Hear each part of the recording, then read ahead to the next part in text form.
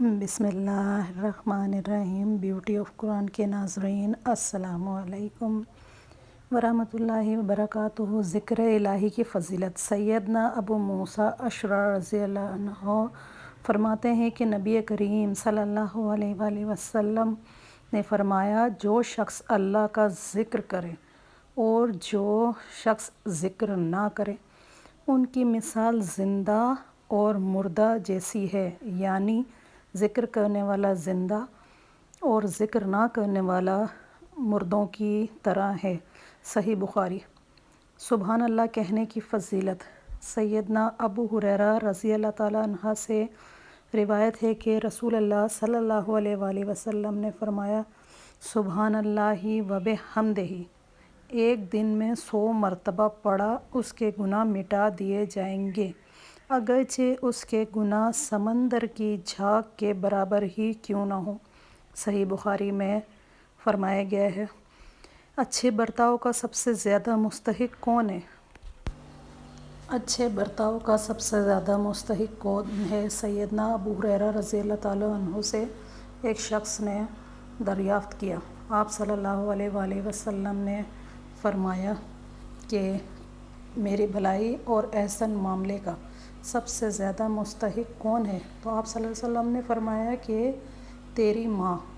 اس شخص نے پھر پوچھا کہ اس کے بعد کون ہے؟ تو آپ صلی اللہ علیہ وآلہ وسلم نے فرمایا پھر بھی تیری ماں۔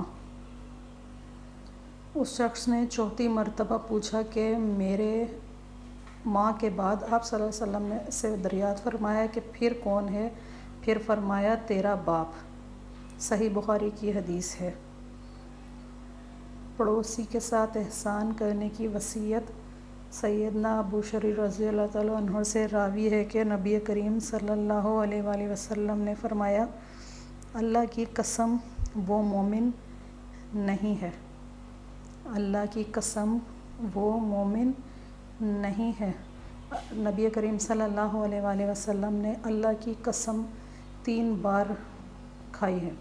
اللہ کی قسم وہ مومن نہیں ہے۔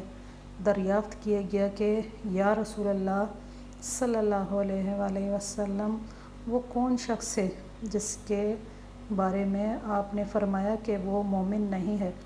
تو آپ صلی اللہ علیہ وآلہ وسلم نے فرمایا جس کا پڑوسی اس سے تکلیف اٹھاتا ہے۔ صحیح بخاری کی حدیث میں ہے۔ کم آدمی زیادہ آدمیوں کو سلام کرے۔ سیدنا ابو ہریرہ رضی اللہ تعالیٰ عنہ سے روایت ہے کہ نبی کریم نے فرمایا، کم عمر والا بڑی عمر والے کو، مطلب جو کم عمر لوگ ہیں وہ بڑی عمر والے حضرات کو، لوگوں کو سلام کریں، اور چلنے والے شخص بیٹھے ہوئے شخص کو، اور کم آدمیوں کی جماعت زیادہ آدمیوں کی جماعت کو سلام کرے۔ صحیح بخاری میں پیارے نبی کریم صلی اللہ علیہ وآلہ وسلم نے فرمایا ہے۔ میری ویڈیو کو لائک کریں، شیئر کریں ان لوگوں کے ساتھ جنہیں حدیث کا ترجمہ